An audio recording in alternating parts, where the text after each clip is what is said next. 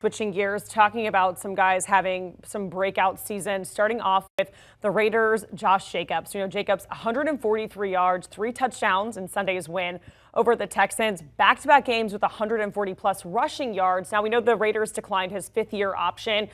I mean, what do you think happens to Josh Jacobs here in the postseason, or on the postseason, the free agency, I should say? How much of a case is he making for himself as he goes into free agency?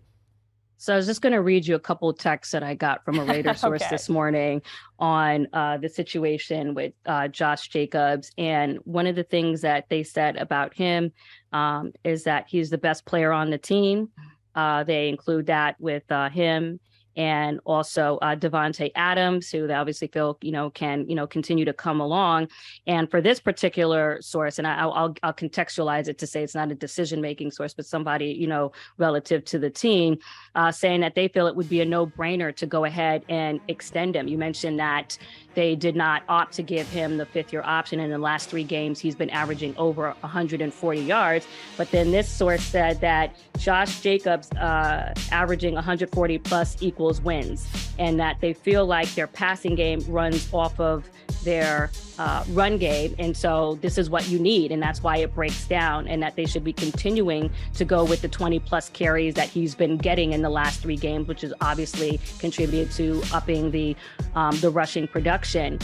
One of the options that the team could do here is to, one, approach him with a multi-year deal before he hits free agency. The issue with that, as I was talking to a source this morning, is that they're already, paying Davante Adams, they're paying Hunter Renfrow, and they have the highest paid tight end in the league. So that would be another position that you would be paying a skill player on offense to do that. And they would have to decide if that's the balance of what they want to do.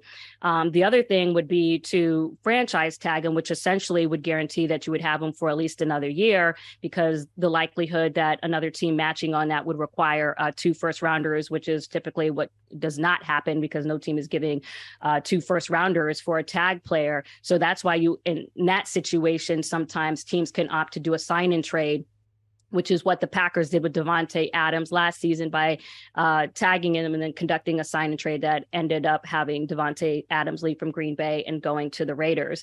So it just depends really on how you quantify the value of the running back. When you look at Josh McDaniels and teams with the Patriots historically, they have done it by running back committee. So it will be interesting to see what the Raiders opt to do based on how they value the position.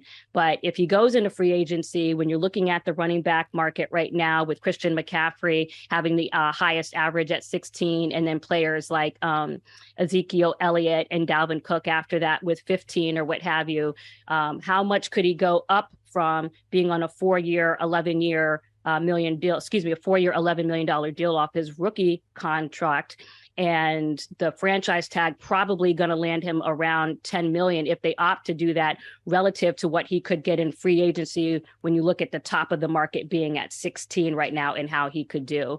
So I would think Josh Jacobs would like to test free agency if it continues to go the way that it is right now. We'll see how the Raiders value the position relative to his production and if it keeps going. Do you want a sports network that delivers everything that matters about the game? The highlights, the picks, the instant analysis, no yelling, no fake debates, no politics. Hit the subscribe button and never miss a moment.